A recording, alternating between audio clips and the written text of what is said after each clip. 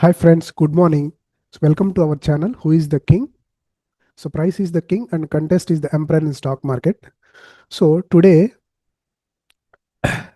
మనకి స్టాక్ మార్కెట్లో సక్సెస్ రావాలంటే మనం ఏం చేయాలి అనే దాని గురించి నాకున్నటువంటి నాలెడ్జ్ని మీతో షేర్ చేసుకోవడానికి వీడియో చేస్తున్నాను.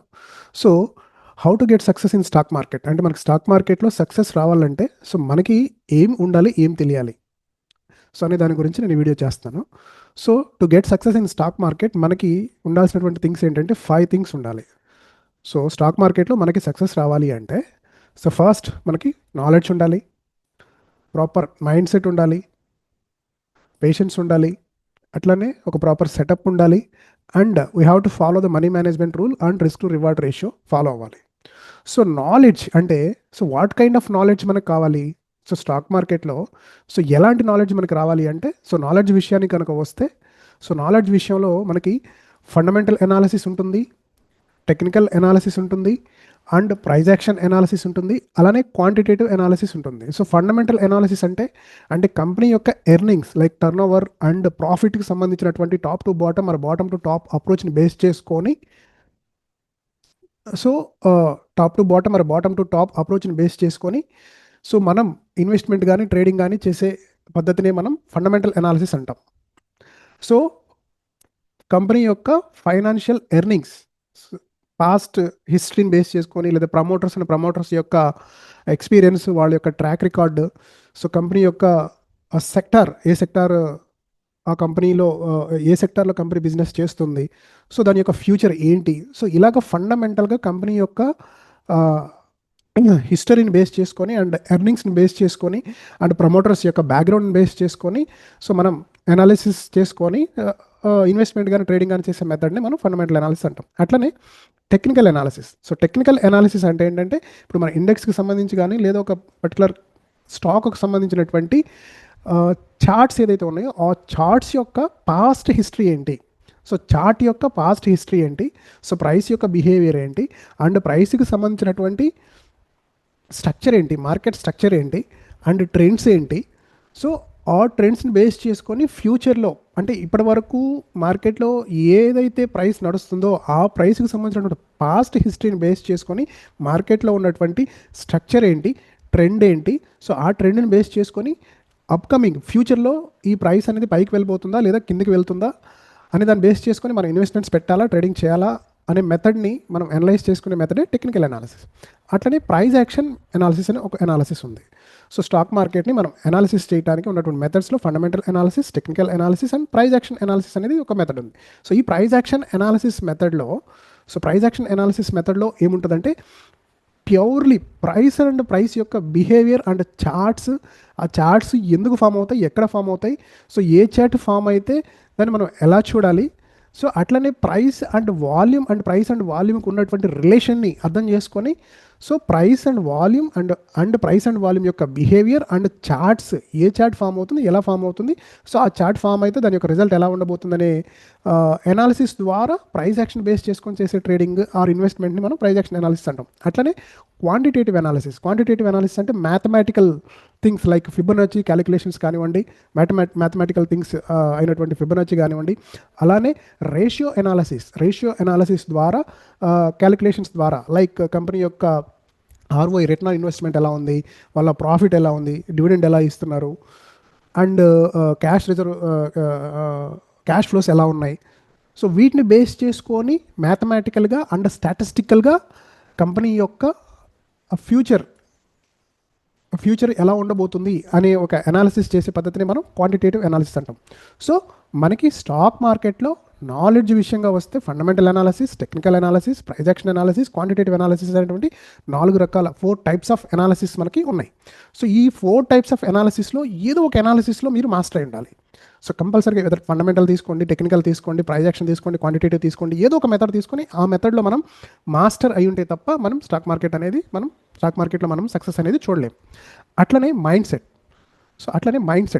సెట్ అంటే ఎలాంటి మైండ్ సెట్ ఉండాలి, మనం స్టాక్ మార్కెట్లో సక్సెస్ అవ్వాలి అంటే ఎలాంటి మైండ్ సెట్ ఉండాలి?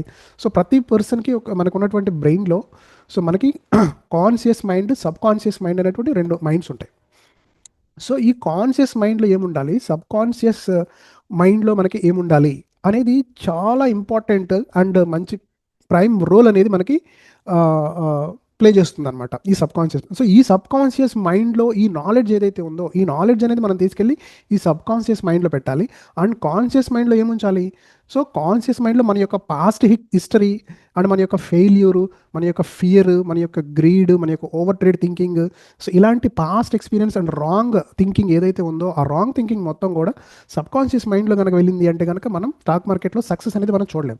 సో మన సబ్ కాన్షియస్ మైండ్లో ఉన్నటువంటి bad experience, wrong thinking, fear, greed, over trade thinking ఇవన్నీ ఏవైతున్నాయో అవి సబ్ కాన్షియస్ మైండ్లోంచి డిలీట్ చేసేసి మన ఈ సబ్ కాన్షియస్ మైండ్లో మనకున్నటువంటి నాలెడ్జ్ని కనుక ప్లేస్ చేయగలిగితే, సో దెన్ ఒక మంచి ప్రాపర్ మైండ్ సెట్ని మనం డెవలప్ చేసుకున్న తర్వాత, అండ్ ఎలాంటి మైండ్ సెట్ దీని ద్వారా మనకు డెవలప్ అవుతుంది అంటే ఈరోజు మార్కెట్లో ఒక బుల్ మొమెంటం ఉంటుంది లేదా బేర్ మొమెంటం ఉంటుంది అని మైండ్ని మనం ముందే ప్రిపేర్ చేసి, సో ఈరోజు నేను బుల్ సైడే ఉంటాను లేదా బేర్ సైడే ఉంటాను అనేటువంటి మైండ్ అనేది ముందే మనం ఫిక్స్ చేయకూడదు మన మైండ్ని.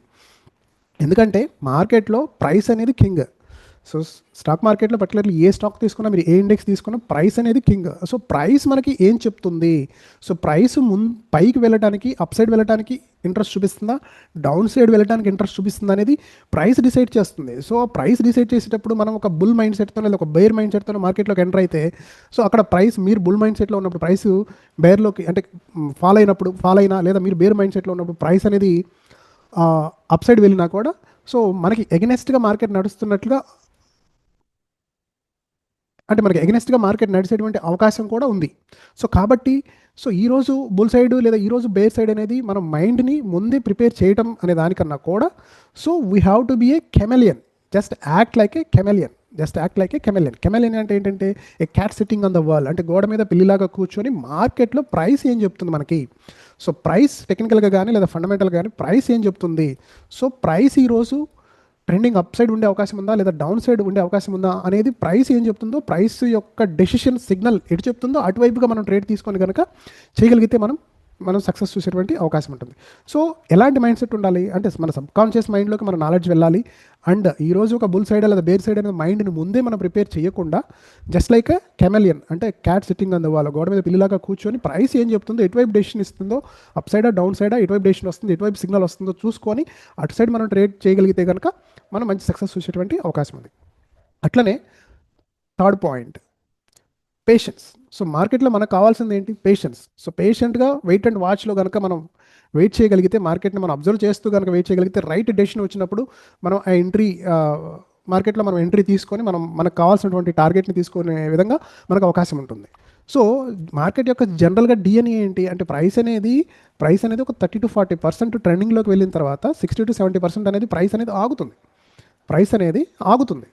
సో ఇది మార్కెట్ యొక్క డిఎన్ఏ. సో ఈ ఆగిన దగ్గర నుంచి పర్టికులర్గా ఈ మ్యాథమెటికల్గా ఉన్నటువంటి ఫిబొనాచి క్యాలిక్యులేషన్లో ప్రైస్ ఏదైతే రైజింగ్ జరిగిందో అంటే మనకి ట్రెండింగ్ జరిగిందో ఆ ట్రెండింగ్ నుంచి 0.5 0.6 లెవెల్కి వచ్చిన తర్వాత ఇక్కడ సపోర్ట్ చూసుకొని మనకి ఏదైతే సిగ్నల్ టెక్నికల్గా మనకు ఏదైతే ప్రైస్ యాక్షన్లో ఒక సిగ్నల్ ఇక్కడ మనకి ఇస్తుందో ఆ సిగ్నల్ బేస్ చేసుకొని మనం అడ్వాన్స్గా ఎంట్రీ తీసుకోవాలి.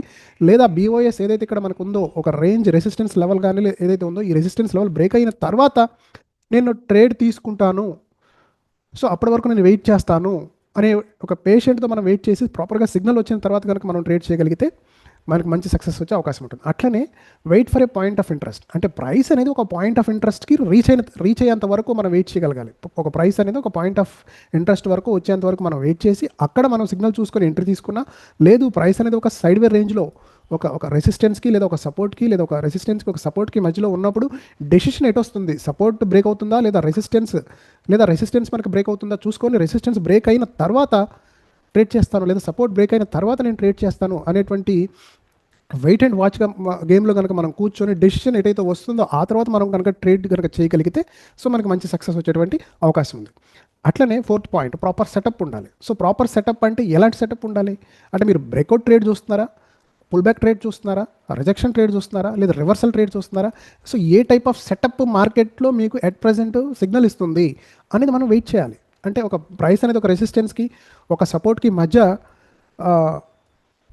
సైడ్ వేలో నడుస్తున్నప్పుడు రెసిస్టెన్స్ కనుక బ్రేక్అవుట్ వచ్చింది, సో బ్రేక్అవుట్ వచ్చినప్పుడు బ్రేక్అవుట్ ట్రేడ్ చేస్తారా, లేదు బ్రేక్అవుట్ అయిన తర్వాత పుల్ బ్యాక్ వస్తే మీరు పుల్ బ్యాక్ ట్రేడ్ చేస్తారా, లేదు ఇక్కడ బ్రేక్అవుట్ రాకుండా ఇక్కడ ఏదైనా రిజెక్షన్ దొరికితే ఈ రిజెక్షన్ ట్రేడ్ చేస్తారా, లేదు ప్రైస్ ఒక ట్రెండింగ్ ఇలా డౌన్ ట్రెండ్ నడిచిన తర్వాత ఈ డౌన్ ట్రెండ్ ఏదైతే ఎండ్ అయిందో ఈ డౌన్ ట్రెండ్ ఎండ్ నుంచి మళ్ళీ సో ఈ డౌన్ ట్రెండ్ ఎండ్ అయిపోయి సైడ్ వేస్ నడిచి తర్వాత బ్రేక్అవుట్ అంటే ఈ డౌన్ ట్రెండ్ నుంచి అప్ ట్రెండ్కి మారిన తర్వాత రివర్సల్ ట్రేడ్ చేస్తారా?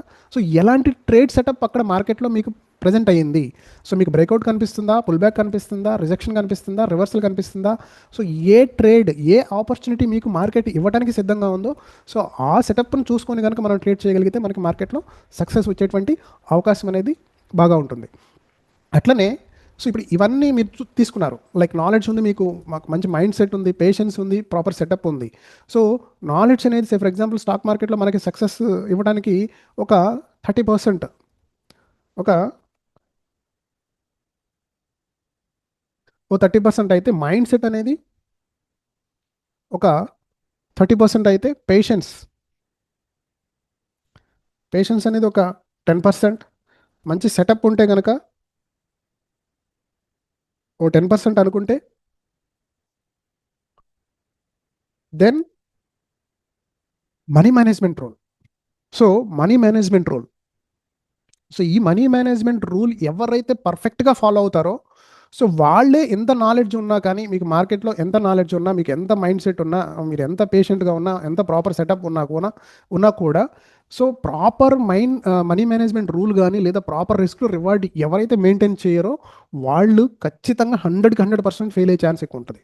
మీ దగ్గర నాలెడ్జ్ ఉంది, మంచి మైండ్ సెట్ ఉంది, మీకు వెయిట్ చేసే కెపాసిటీ ఉంది, మంచి ప్రాపర్ సెటప్ చూసుకుంటున్నారు, అయినా కూడా money management rule and risk reward ఏదైతే మీరు ఫాలో అవ్వట్లేదో, ఇందులో మీకు డిసిప్లిన్ లేదో సో 90% మీకు ఫెయిల్ అయ్యేటువంటి ఛాన్సెస్ ఉంటుంది. సో స్టాక్ మార్కెట్లో మీకు 90% ఆఫ్ ద పీపుల్ ఎందుకు ఫెయిల్ అవుతున్నారు, ఓన్లీ 10% పీపుల్ మాత్రమే సక్సెస్ ఎందుకు అవుతున్నారు అంటే వాళ్ళ దగ్గర నాలెడ్జ్ లేకనా, లేకపోతే మైండ్ సెట్ లేకనా, వెయిట్ చేసే కెపాసిటీ లేకనా, లేదా ప్రాపర్ సెటప్ కోసం వెయిట్ చేసి తీసుకున్న తర్వాత కూడా ఎందుకు ఫెయిల్ అవుతున్నారు అంటే so if they are not following the money management rule and if they are not following the risk to reward ratio కనుక అయితే, ఎవరికైతే ఇలాంటి డిసిప్లిన్ లేదో సో వాళ్ళు ఎక్కువగా ఫెయిల్ అయ్యేటువంటి ఛాన్స్ ఎక్కువ ఉంది. సో ఇప్పుడు ఇక్కడ మనకి మనీ మేనేజ్మెంట్ రూల్ అంటే ఏంటి అంటే మీకు ఉన్నటువంటి క్యాపిటల్ ఏదైతే ఉందో, సో ఫర్ ఎగ్జాంపుల్ మీ దగ్గర ఒక 1 lakh క్యాపిటల్ ఉంది. సో ఈ 1 lakh క్యాపిటల్ని రోజు మీరు ట్రేడ్ చేస్తే ఒక ట్రేడ్కి ఎంత అమౌంట్ మీరు లాస్ అవ్వడానికి సిద్ధంగా ఉన్నారు, అంటే ఎంత అమౌంట్ మీకు లాస్ అవ్వడానికి మీరు సిద్ధంగా ఉన్నారు? అది 1%, 2%, 3%? మీ క్యాపిటల్ 1 lakh మీ క్యాపిటల్ అనుకుంటే మీ క్యాపిటల్లో ఎంత లాస్ ఒక డేలో ఉన్నటువంటి ఒక ట్రేడ్కి మీరు ఎంత లాస్ ఇవ్వడానికి మీరు సిద్ధపడుతున్నారు? మీ మైండ్ మీరు ప్రిపేర్ చేస్తున్నారు. 1%, 2%, 3%? ఒకవేళ మీరు 1% లాస్ కనుక మీరు ప్రిపేర్ అయితే సో మీరు ఎంత ప్రాఫిట్ ఎక్స్పెక్ట్ చేస్తున్నారు? సో అప్పుడు మీరు ఎంత ప్రాఫిట్ ఎక్స్పెక్ట్ చేస్తున్నారు? So profit 2%, 4%, 6%? అంటే ఒక 1% లాస్ మార్కెట్కి ఇవ్వడానికి మీరు సిద్ధపడితే అట్లీస్ట్ మీరు ప్రాఫిట్ కనీసం 2% తీసుకోవడానికి ప్రిపేర్ అయి ఉండాలి. లేదా ఒక 2% మీరు రిస్క్ చేస్తున్నాను నేను ఆ క్యాపిటల్ మీద అనుకుంటే అట్లీస్ట్ 4% ప్రాఫిట్ తీసుకోవడానికి మీ మైండ్ సెట్ ప్రిపేర్ అయిపోవాలి. అట్లనే ఒక 3% మీరు రిస్క్ చేయడానికి సిద్ధంగా కనుక ఉంటే మీ క్యాపిటల్ మీద 6% రిటర్న్ మీరు తీసుకోవడానికి సిద్ధంగా ఉంటారు. సో దీన్నే మనం 1:2 రిస్క్ టు రివార్డ్ అంటాం. సో 1:2 రిస్క్ టు రివార్డ్ మీరు ఫాలో అవుతున్నారా? లేదు 1:3 రిస్క్ టు రివార్డ్ మీరు ఫాలో అవుతున్నారా? లేదు 1:1 రిస్క్ టు రివార్డే మీరు ఫాలో అవుతున్నారా? So A risk to reward follow అయితే మీ విన్ రేట్ ఎంత ఉంటే మీరు సక్సెస్ అవుతారు? సే ఫర్ ఎగ్జాంపుల్ ఇప్పుడు మీరు ఒక 10 ట్రేడ్స్ చేశారు. 10 ట్రేడ్స్లో మీ విన్ రేటు ఎంత ఉంది? Say for example me win rate ఒక 60% ఉందనుకుందాం. మీ విన్ రేట్ 60% ఉంది, అట్లనే మీ విన్ రేట్ 50% ఉంది. ఇంకో కేసులో మీ విన్ రేటు 70% ఉంది. 70% ఉంది. సే ఫర్ ఎగ్జాంపుల్ మీరు 1:2 ఆర్ఆర్ ఫాలో అవుతున్నారు అనుకుందాం. ఇప్పుడు మీరు 1:2 ఆర్ఆర్ ఫాలో అవుతున్నారు అనుకుందాం.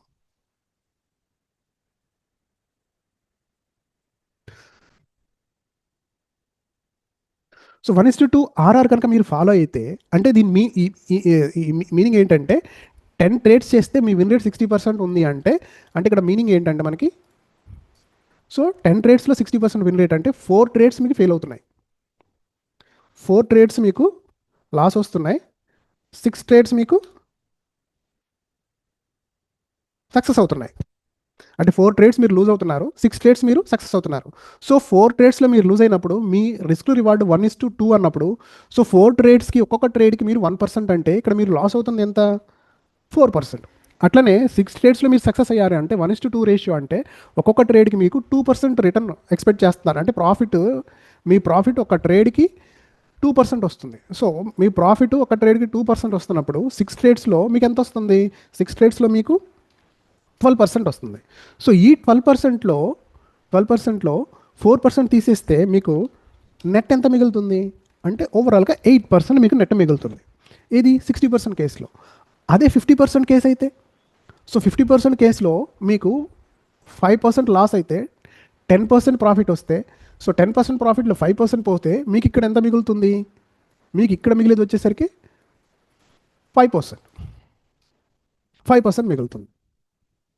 అట్లనే ఇప్పుడు మీకు మీ విన్ రేట్ కనుక 70% అయితే, 70% అంటే మీకు 3 ట్రేడ్సే లాస్ ఉన్నాయి. 3 ట్రేడ్స్ లాస్ అంటే 3% లాస్ వస్తుంది. అదే విన్ రేట్ 70% అంటే 7 ట్రేడ్స్ మీకు సక్సెస్ అవుతున్నాయి total 10 ట్రేడ్స్లో.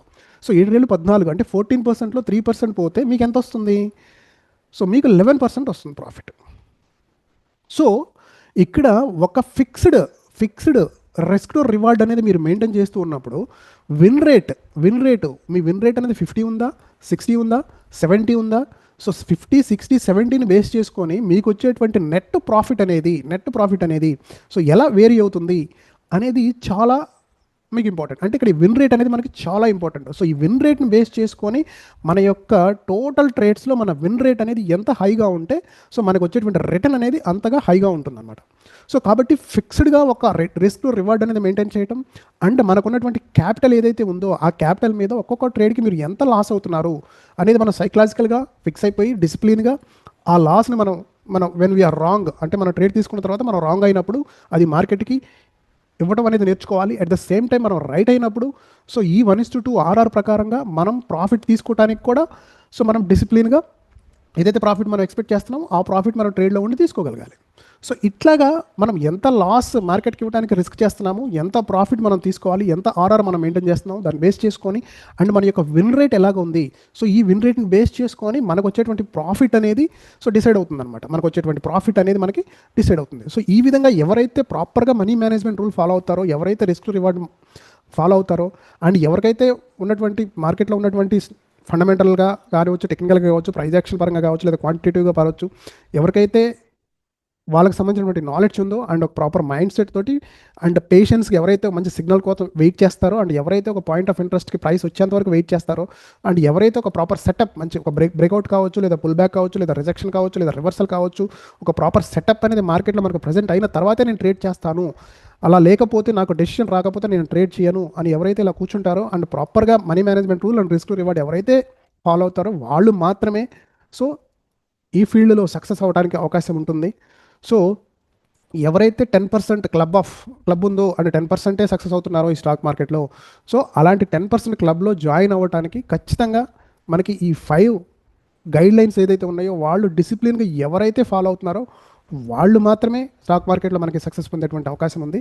So this is so what is from my side friends to get success in stock market. నా మైండ్లో ఏదైతే ఉందో అది మీకు ప్రజెంట్ చేయడానికి ప్రజెంట్ చేశాను. సో ఐ థింక్ మీకు ఈ వీడియో నచ్చుతుంది అనుకుంటున్నాను. Thank you.